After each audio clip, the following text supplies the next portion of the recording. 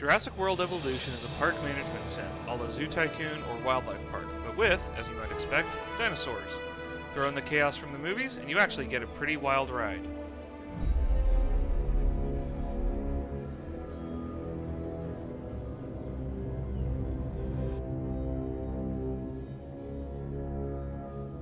The basic game mechanic is simple and familiar.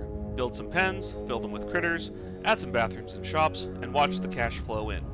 There's a slight twist in the added power resource that all buildings use, but apart from having to construct, and by extension pay for, structures to ensure you have enough of it, it mostly just serves to make you panic when storm damage or sabotage shuts it off and causes the electrified fences holding in your carnivores to suddenly stop working. The challenge in the game comes primarily from the limited space that you have to work with. Guests want facilities near anywhere they congregate, like dino pens and hotels. On top of that, each dinosaur needs a certain amount of trees, open grass, and water to be happy. They also want a specific amount of other dinosaurs, both of their own species and others, to share a pen with. Finding space for all of that, especially with the fairly restrictive and often obtuse constraints on how closely buildings can be packed together, can be a bit frustrating.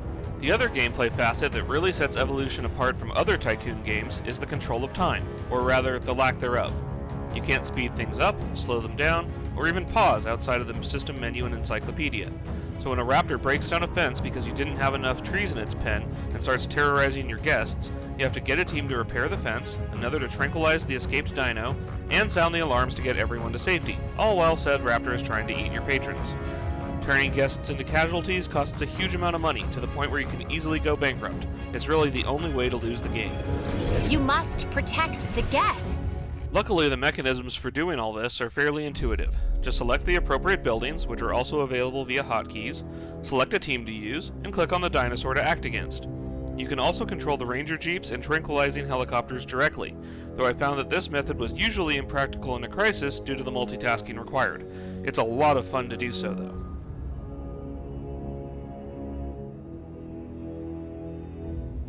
Aside from building placement, the most frustrating part of the game comes during those moments of crisis. Because many of the dinosaurs need others of their same species around them, a breakout can cause a nearly impossible to manage cycle of putting a dino back in its pen, only for it to break out again because its friend is still loose in the park. A number of missions also arbitrarily cause dinosaurs to try and break out, even though they're properly cared for, meaning you have to park a jeep next to the fence and constantly repair it before it can break. Additionally, parts of the game can get a little grindy. To unlock new dinosaurs, or mutations on existing ones, you have to send out expeditions that then take a few minutes to return back with fossils that then take another minute or two to process. Generally, the game is good at providing you with other stuff to do in that time, but if you are waiting on a specific genome to grow, or especially complete, you can be sitting there doing little else for quite a while.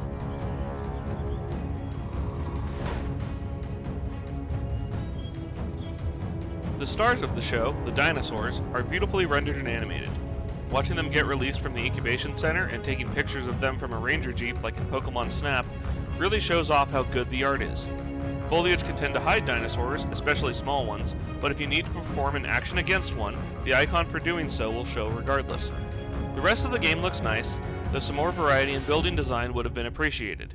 It can be very hard to tell what a given building is just by looking at it. The scenery is very one note. Jungle Island. Everything is a mix of trees, grass, and very shallow water. The plus side is that the dinosaurs stand out all the more, as they're the only thing in the park that's not generic.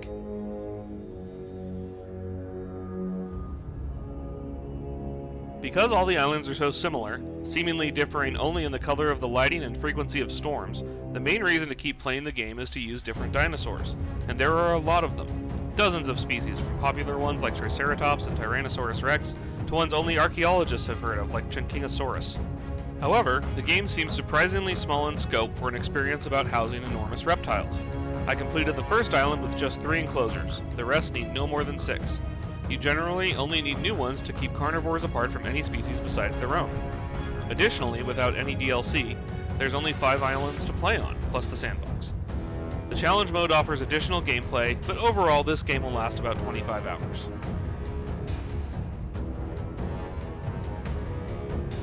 Objectives in the game come in the form of contracts and missions, which are provided by each of 3 divisions: science, entertainment, and security. In addition to unlocking new buildings, mutations, and technologies, they provide a good-sized chunk of the funding you need to build the park, so you can't afford to ignore them. Completing a contract raises your reputation with the corresponding faction, but lowers it with the other two. You can't ever make everyone happy. Ignore a division for long enough and they'll shut off the power or let a dino loose. Conversely, high reputation will give you income bonuses, particularly if you have the faction's bonus structure. However, you usually have so much money at that point that it doesn't matter. These contracts are all created from the same pool. Your mission to unearth a medium herbivore fossil is just as likely to come from the security division as science. It doesn't make a whole lot of sense, and is probably the biggest breaker of immersion in the game. On the other hand, you're never stuck doing a particular type of contract just because you need reputation with a specific division. A better one is bound to roll around. There's also a division-specific mission on every island with unique dialogue and objectives, which also compromises what story the game has. The missions also grant you greater rewards, millions of dollars, and even unlocking certain dinosaur species. Together they provide a focus for your efforts, and are a welcome element of the game.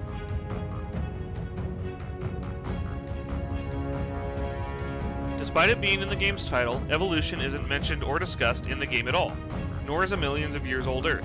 While the authors doubtlessly have evolutionary theory as a given, the game isn't pushing it down your throat. In fact, while the only way to improve dinosaurs is through mutations, those mutations are intelligently selected through player choices, are immediate, and use information from other species, just like genetically modified rice. The game penalizes you harshly for letting dinosaurs eat your guests, and to a lesser extent each other, as both produce a substantial impact on your bottom line. The path to victory is to actually be a responsible park manager. There are contracts that encourage you to put incompatible dinosaurs together, but except for pieces of 2 division missions, are all easily skipped. I'm giving Jurassic World a perfect 5 out of 5 for morality. I don't see any real issues here. For quality, I'm giving it a 3 out of 5. What's there is good, but there's just not enough of it to justify spending a lot of money.